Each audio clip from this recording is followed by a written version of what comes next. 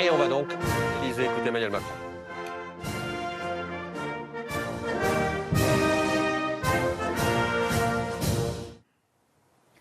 Françaises, Français, vous avez eu ce jour à voter pour les élections européennes, en métropole, dans nos outre-mer, comme à l'étranger. Le principal enseignement est clair. Ce n'est pas un bon résultat pour les partis qui défendent l'Europe, dont celui de la majorité présidentielle. Les partis d'extrême droite, qui ces dernières années se sont opposés à tant d'avancées permises par notre Europe, qu'il s'agisse de la relance économique, de la protection commune de nos frontières, du soutien à nos agriculteurs, du soutien à l'Ukraine, ces partis progressent partout sur le continent. En France, leurs représentants atteignent près de 40% des suffrages exprimés. Pour moi, qui ai toujours considéré qu'une Europe unie, forte, indépendante et bonne pour la France, c'est une situation à laquelle je ne peux me résoudre. La montée des nationalistes, des démagogues, est un danger pour notre nation, mais aussi pour notre Europe, pour la place de la France en Europe et dans le monde.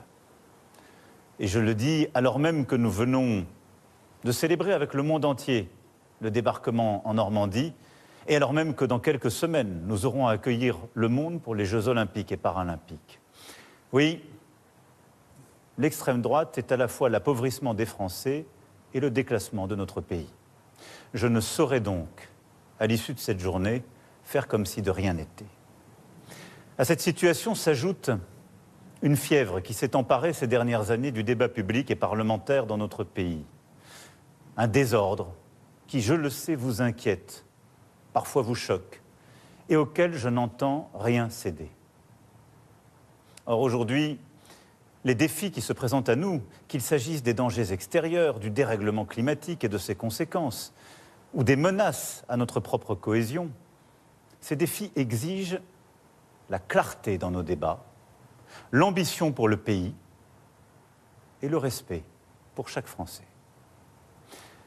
C'est pourquoi, après avoir procédé aux consultations prévues à l'article 12 de notre Constitution, j'ai décidé de vous redonner le choix de notre avenir parlementaire par le vote.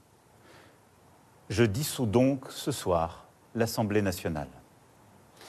Je signerai dans quelques instants le décret de convocation des élections législatives qui se tiendront le 30 juin pour le premier tour et le 7 juillet pour le second. Cette décision est grave, lourde, mais c'est avant tout un acte de confiance. Confiance en vous, mes chers compatriotes, en la capacité du peuple français à faire le choix le plus juste pour lui-même et pour les générations futures. Confiance en notre démocratie. Que la parole soit donnée au peuple souverain, rien n'est plus républicain. Cela vaut mieux que tous les arrangements, toutes les solutions précaires. C'est un temps de clarification indispensable.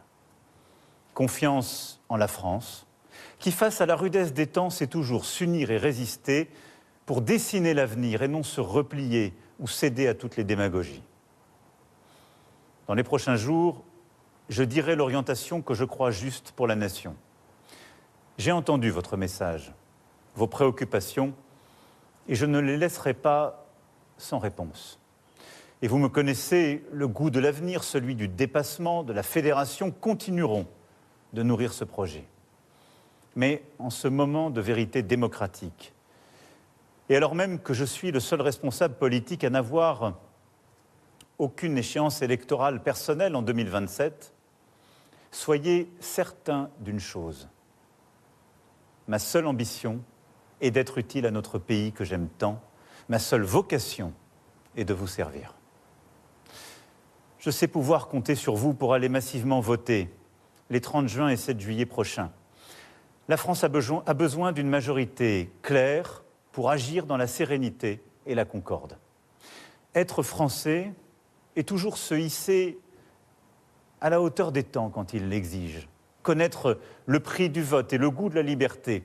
Agir, quelles que soient les circonstances, en responsabilité. C'est au fond choisir d'écrire l'histoire plutôt que de la subir. C'est maintenant. Vive la République. Vive la France.